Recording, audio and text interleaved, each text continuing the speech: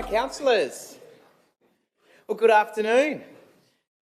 Welcome, councillors, those attending here today at Town Hall and also those that might be listening at their own leisure. We gather here today on unceded Palawa lands at Town Hall and we open today's ordinary meeting at 1 p.m. Please be seated.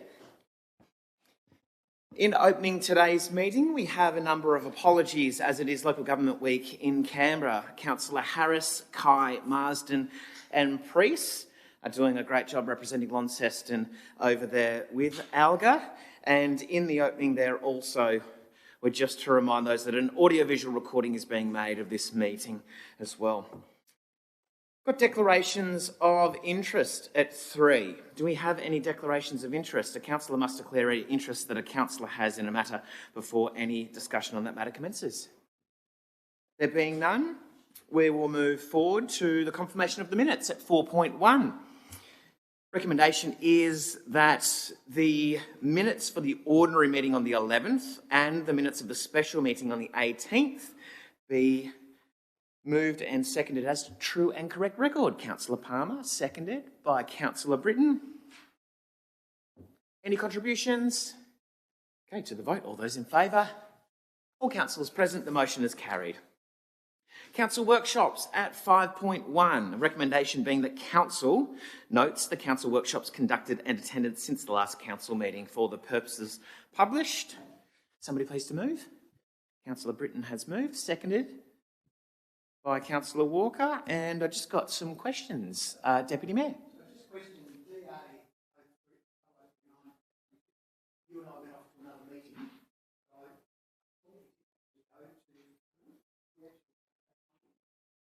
Okay. Okay, we'll make that. Sure, we have the information, but not the site visit itself. We'll make sure that that's reflected in the minutes, and with the mover and the secretary permission, we'll just ensure that that is, which I'm sure it is. Okay, any further contributions to workshops? Okay, to the vote, all those in favour? All those in favour? Councillor, those against? Okay. All councillors present, the motion is carried. We have no leave of absences identified, so we move into community reports.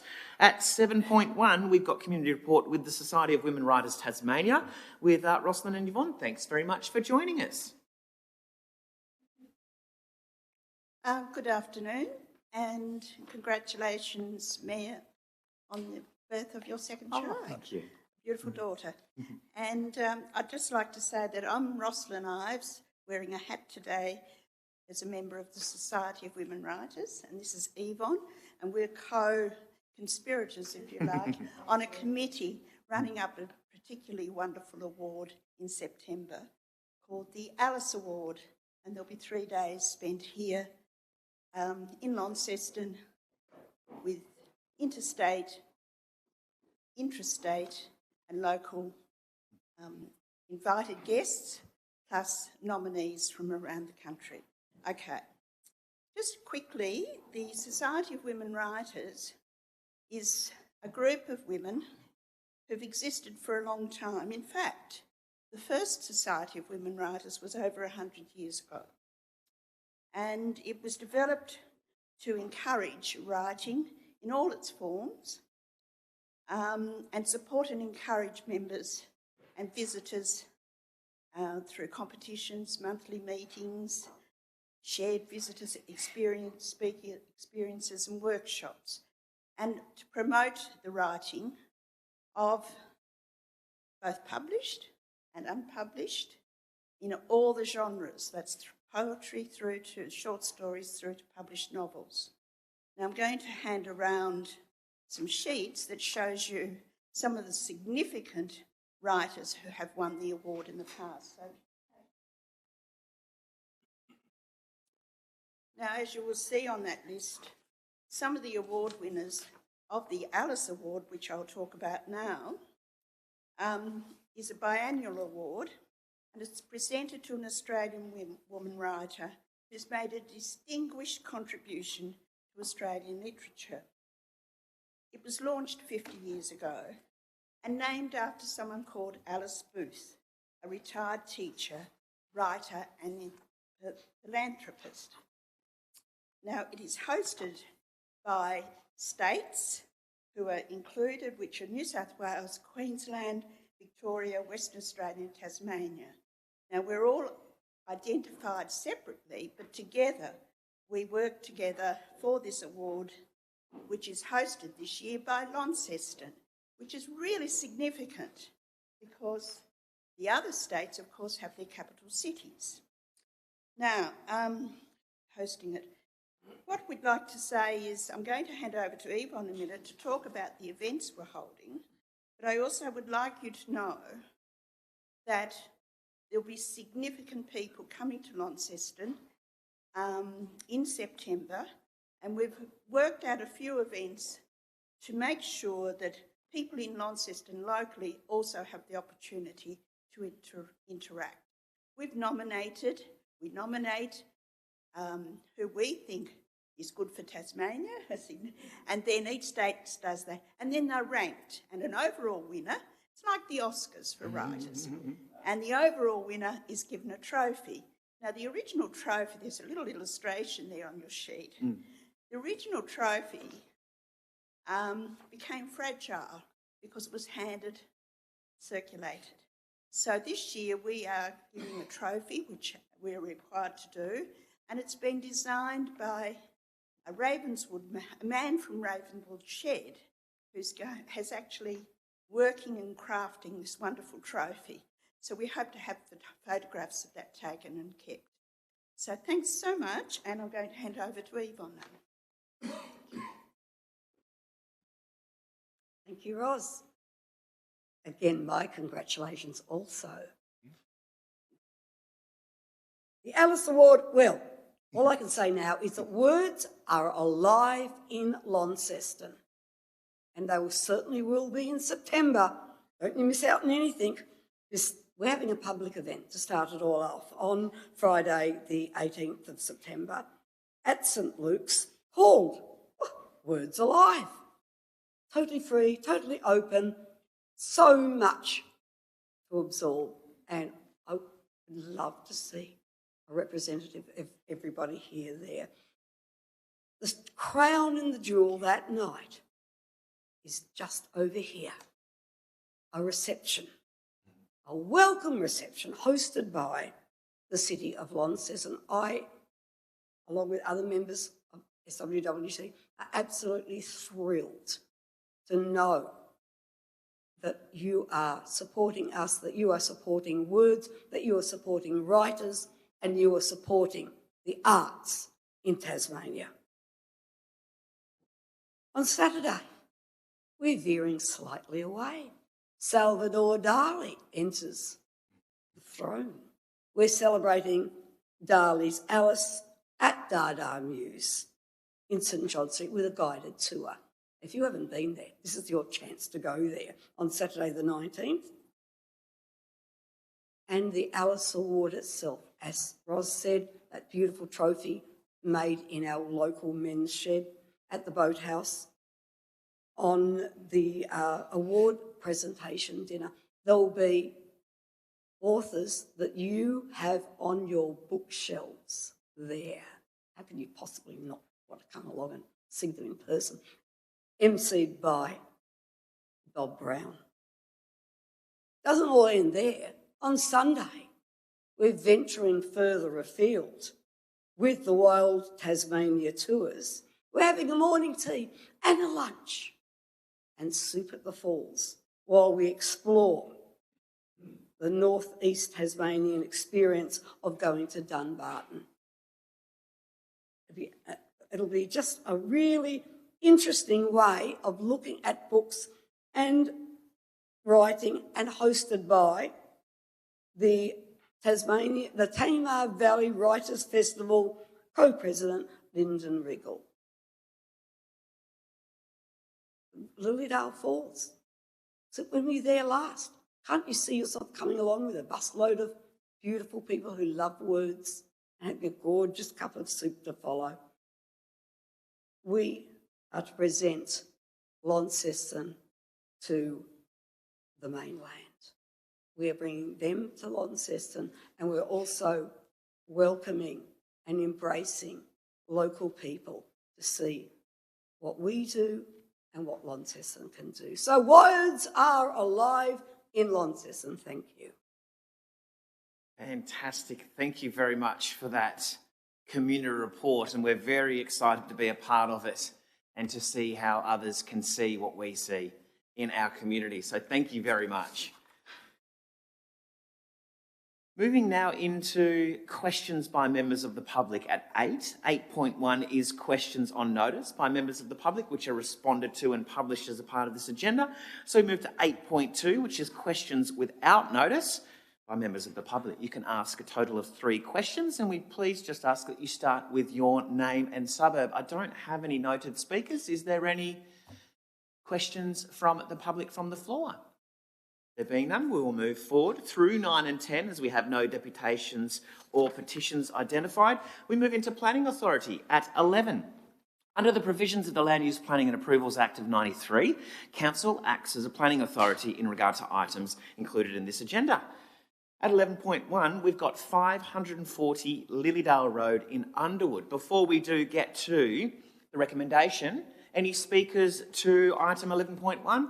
There being none, we'll move to that recommendation, which is that a permit be granted for residential construction of alterations and additions to a dwelling and an outbuilding and construction of a tennis court, subject to the published conditions. Somebody please to move. Been moved by Councillor Pentridge, seconded by the Deputy Mayor. Any questions before we get to speaking? Deputy Mayor. I just wonder if the officers could just explain the interaction of the Forest Practices Code and the clearing of the property and the issues associated with some of the representations as to how we need to deal with that as a council. Thank you, Deputy Mayor. Acting Executive Leader, Jamison. This matter is set out in the report on page 25, but to summarise, an application was made that sought permission for retrospective removal of trees. As part of the process, a further information request was made, and as a result of that, a forest practices plan was entered into covering the area of the site, including the area of retrospective removal. Or the planning scheme is clear that if you do your forest practices in accordance with the forest practices plan, you are exempt from planning scheme for that element. So whilst it's been a bit of a dynamic process, as in an application was made, we are in a position now where a forest practices plan covers those elements of the work, and therefore those matters are exempt from today's decision. Thank you. Any further questions? Okay, we'll move to Councillor Walker. A question? Just one in terms of the retrospective nature of this development application. What items specifically are being sought retrospectively? Yes, originally actually we have taken this application as a retrospective vegetation clearance because it wasn't exempt at that stage. Following our further information request, as Richard explained, they provided the forest practice plan. Then they made the exemption of the planning scheme. Therefore, actually we had the question on the process of the application assessment, because originally it included a retrospective element, but at the middle of the process it was exempt. So we sought further legal advice on that matter as well.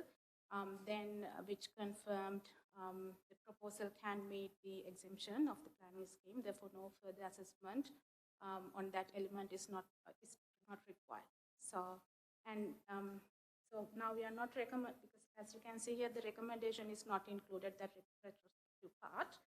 So now we only assess the additions and the development. Yeah. The fact that it was done without permission to start with is a matter that's dealt with by the Forest Practices Plan and the Forest Practices Authority.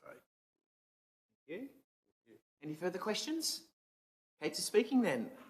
The mover, Councillor Pentridge.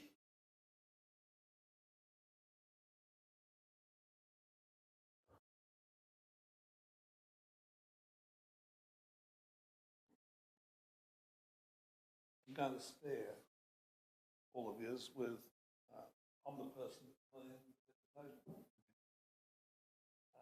I'm a bit lost because I struggle to understand the rubbish that's written in relationship to what I know to be a fact.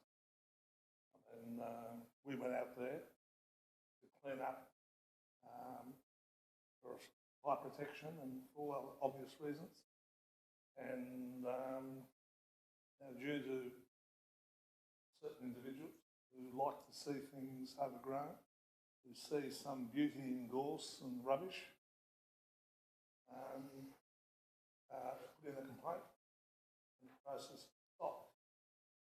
What's happened then, we've gone on and gone through all the processes, but I'm lost for words in that a person that's known to me has done some fantastic work there in cleaning it all up.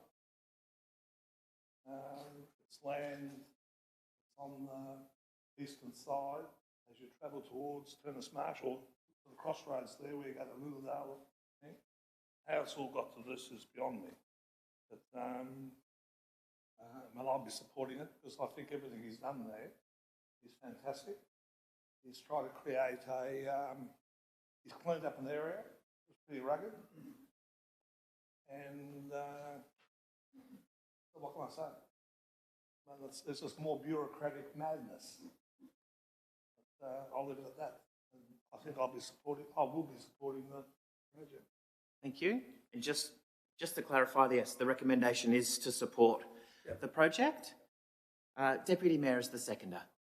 Just to say, again, thanks for the clarification in regard to the forest practices matter. That matter is now not an issue that we need to deal with. The only performance criteria that were relied upon were in relation to scenic protection. That's been covered well by the officer and I'll be supporting it today as well. Thank you. Any further contributions from the table? Anything to close? Okay, putting it to the vote. All those in favour? All councillors present, the motion is carried.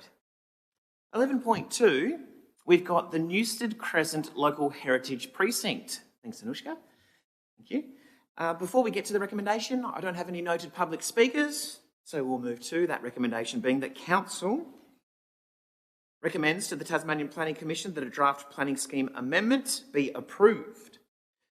Somebody please to move. Deputy Mayor has moved, seconded by Councillor Walker. Any questions before we speak?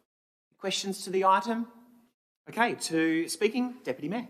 Thank you. It just shows that the process has worked well. We've gone out to public consultation. We've had 3 representations back, 2 of them related to properties that have joined the precinct rather than part of it, and the other one was dealt with appropriately as well. So I think that now it's just now a matter of sending it off to the Planning Commission, and if they wish to take further representations, then that's their jurisdiction. Great, thank you. Councillor Walker is the seconder. Thank you. And this is one of the prongs of attack, I suppose, for Launceston Council to readdress some of the shortcomings that we've had in our own heritage protection. Partly because changes were made to the state protections probably a decade ago now. Launceston has the job of reassessing quite a lot of properties that most people would think are worthy of heritage protection. These particular ones, I suppose if you were to drive around Newstead Crescent, you might not immediately think, depending on your architectural bent perhaps, you might not think these are the most needed to be protected, but nonetheless, they're distinctive. They represent a distinctive time of development earlier in the 20th century for Launceston, and that, of course, is just as important as any other architectural period that we might find that we have an interest in.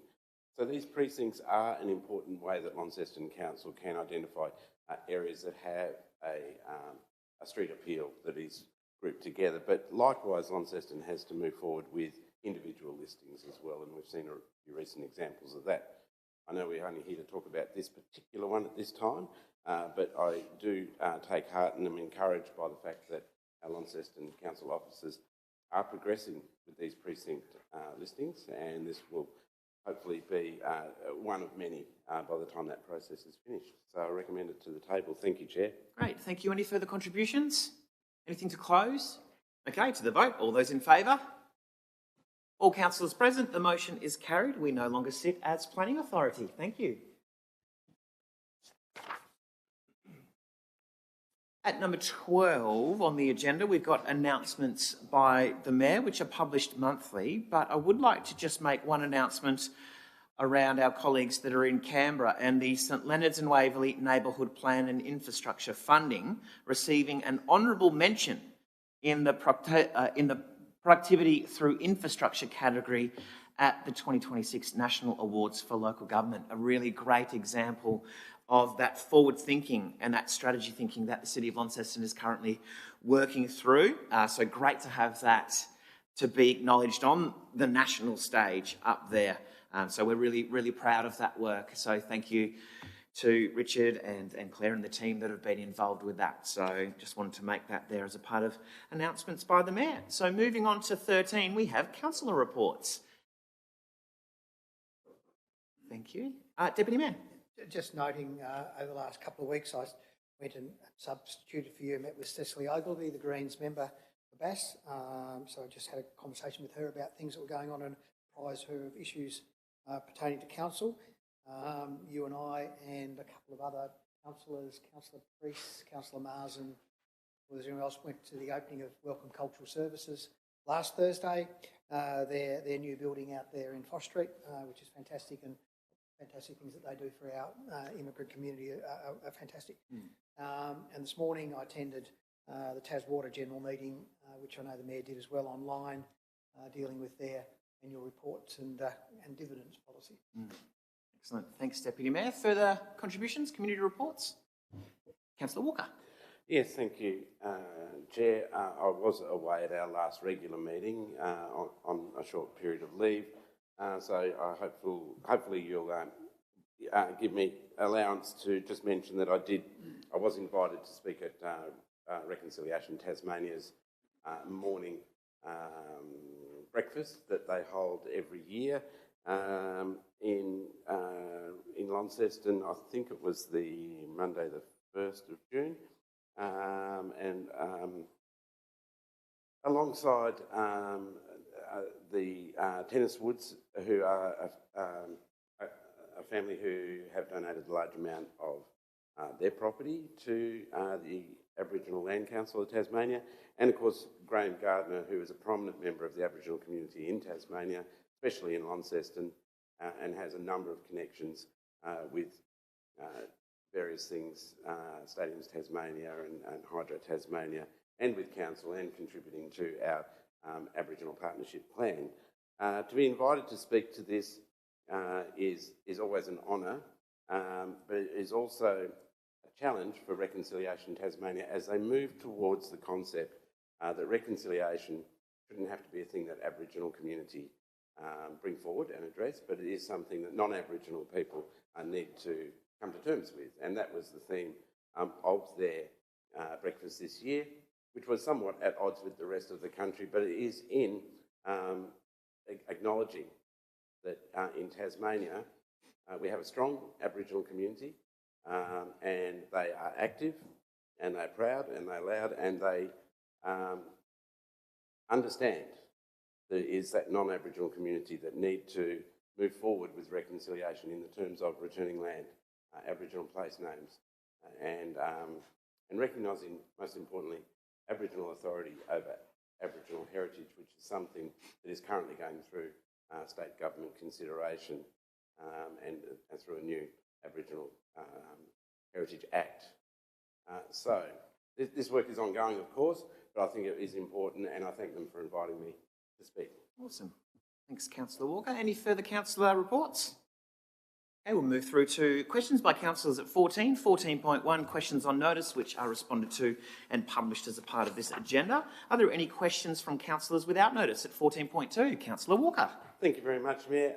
My first question goes to our planning scheme, and I know that there's been a couple of issues recently where consideration potentially for endangered species might be of a concern to developments.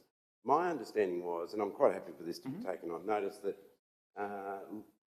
local councils could refer things to the EPBC as a referral for consideration. I've heard mixed messages in regards to that, so I'm just seeking a definitive answer, and happy to take an answer today if possible, but just a definitive answer about the council's role when there is a question mark over endangered species and environment, with plants or animals, flora or fauna, what council's role can be in that referral process. Because it's something that doesn't, and you know, I suppose adjunct to that would be, have we done that before? Great, thank you. Due to the depth and breadth of that question and the answer required, we will take that one on notice and ensure that that is published as a part of next council meeting's agenda. Yeah, thank you. Further questions without notice? Okay, moving forward through, we have no items identified at 15, 16 or 17, so we move to Community Asset and Design at 18. 18.1 is the use of an existing street name, which is Chapel Street. Recommendation is that council approves the extension of that use. Somebody please to move. Councillor Britton has moved, seconded by the Deputy Mayor. Any contributions to the name and the recommendation? Okay, putting it to the vote. All those in favour? All councillors present, the motion is carried. We'll move to a similar item at 18.2, which is a new street name, which is Mongolia Place. Recommendation is to approve the name. Somebody move. Councillor Palmer, seconded. Councillor Britton, any contributions? There being none, we'll move to the vote. All those in favour? All councillors present, the motion is carried. Thank you very much. Thanks, Julie.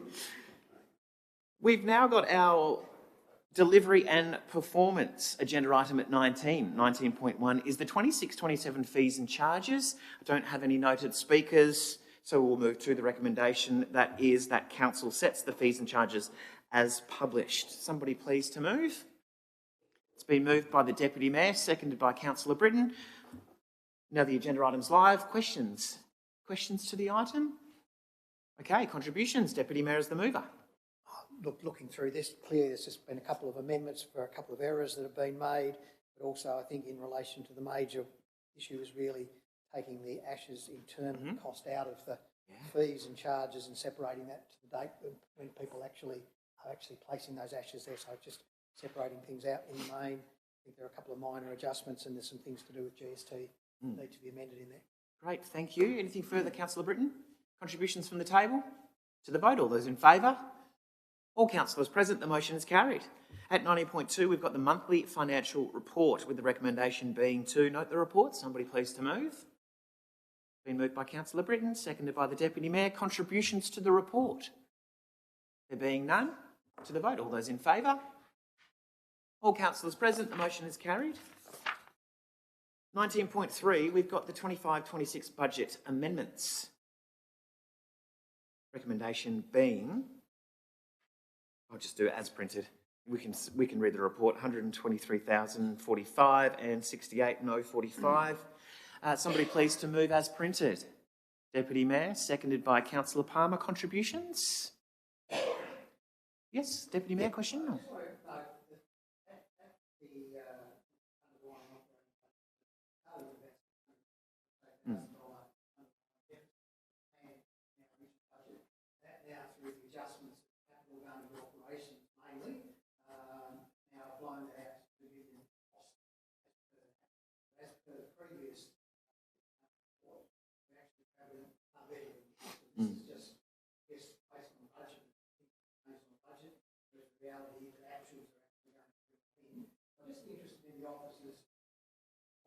Clearly, in the last item, we had a really surplus previous month, and we've got a very small surplus now as a result of this year end. Are we still predicting that will be around break even or better next year? Thanks, Deputy Mayor. Byron. Through the Chair, thank you. Thank you for the question. The answer is yes. So the very strong performance in the fees and charges is still very apparent. What we're seeing in the system live at the moment, a number of timing issues have resolved themselves, so we are still looking at a break-even or slightly positive position. Great, excellent, thank you. Further questions? Councillor Walker. Yes, I do note with interest that there's a $80,000 figure now being transferred for the demolition and removal of 62 Gorge Road. It was at the time quoted to be, in the report that brought to council, was $64,000. Now, I can well imagine that maybe all of that $80,000 won't be expended, it might be less. But is there an explanation for the quote that was presented to council being 64,000, and this might not be a question you can answer, Byron, I accept that, and the transfer amount of $80,000. I could ask more pressing questions, but I'll leave it at that. Thank you. Sure, we'll take that on notice then, Councillor Walker, and ensure that that budgetary item is explained and published. Any further questions, contributions? No more speakers? Okay, to the vote. All those in favour? All councillors present, the motion is carried. Thank you. Then Sakia. Strategy and innovation, we have no items at 20. At 21, we've got the CEO network. 21.1 is the status report on council decisions as at the 18th of June.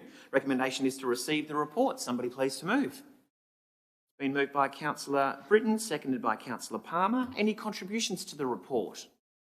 There being none, we move to the vote. All those in favour? All councillors present, the motion is carried. Similarly, at 21.2, notice of motion status report. Somebody please to move the report.